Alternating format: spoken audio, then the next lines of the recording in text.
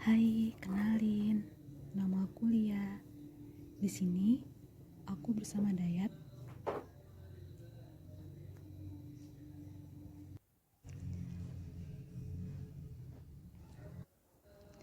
Hai, kenalin nama aku Lia. Di sini aku mewakili teman-teman kelompokku untuk ngejelasin tentang gimana sih peran WTO dalam nyelesain kasus sengketa rokok kretek tobacco dumping di Amerika dan Indonesia. Jadi, Indonesia itu menduduki 99% dalam pasar Amerika Serikat, khususnya dalam ekspor rokok kretek. Namun kemudian pada tahun 2009 ada sebuah kebijakan khusus dari Amerika Serikat yang membahas tentang larangan untuk Indonesia mengekspor rokoknya. Sebenarnya di situ bukan cuma Indonesia aja sih, cuman di situ intinya pihak Amerika itu ingin untuk generasi mudanya bisa berkurang dalam rokok. Nah, salah satu caranya adalah menyetop pasokan rokok dari luar yang masuk ke Amerika. Nah, permasalahannya di sini adalah Indonesia itu nggak terima karena menurut Indonesia rokok yang mereka kirim ke Amerika Serikat itu jumlahnya cuma sedikit, cuma sebesar 0,04%, dan itu pun adalah rokok kretek.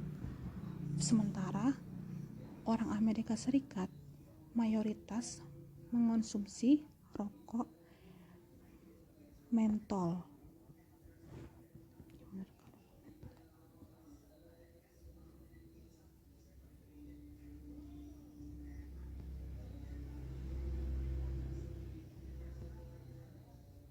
Ya, rokok mentol. Jadi Amerika Serikat itu kebanyakan mengonsumsi rokok mentol. Nah, karena tidak terima ini, akhirnya Indonesia ngebawa masalah ini ke WTO. Pihak WTO menerima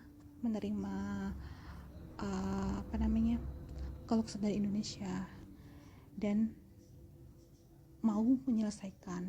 Cuman hal tersebut tidak ditanggapi oleh pihak Amerika Serikat. Hingga akhirnya Indonesia melakukan Indonesia ingin melakukan arbitrase ke Amerika itu. Tapi belum sampai arbitrase, akhirnya kedua negara ini menempuh jalur damai, jadi tidak jadi arbitrase. Nah,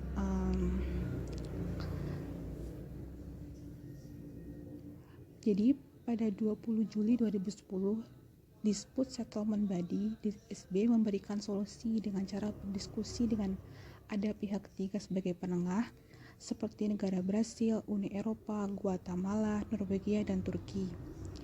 Setelah beberapa bulan, Indonesia dan Amerika menyetujui rancangan panel yang diajukan. Lalu pada 2011 mulai dilaksanakan panel penyelesaian sengketa antara Indonesia dan Amerika, di mana Indonesia menunjukkan bahwa dalam prosedural Amerika untuk rokok tembakau terlalu diskriminatif dan Amerika tidak konsisten dalam prosedural yang tertulis pada Perjanjian Technical Barriers to Trade (TBT). Kemudian pada 2 September 2011, DSB memenangkan tuntutan Indonesia bahwa aturan yang digunakan Amerika memang diskriminatif, terutama untuk rokok kretek Indonesia. Namun setelah putusan tersebut, Amerika masih belum selesai dalam merubah hukumnya sesuai rekomendasi DSB selama 15 bulan. Akhirnya Indonesia mengajukan agar kasus ini dibawa ke tingkat arbitrase internasional. Dan di sini Indonesia meminta retaliasi sebesar 55 juta US dollar. Namun tuntutan ini belum terwujud. Tiba-tiba Indonesia dan Amerika mengumumkan pada 3 Oktober 2014 mereka sudah menemukan solusi dan akhirnya memberikan not kesepakatan kesepahaman damai yang berisi poin-poin yang berisi kepentingan masing-masing pihak.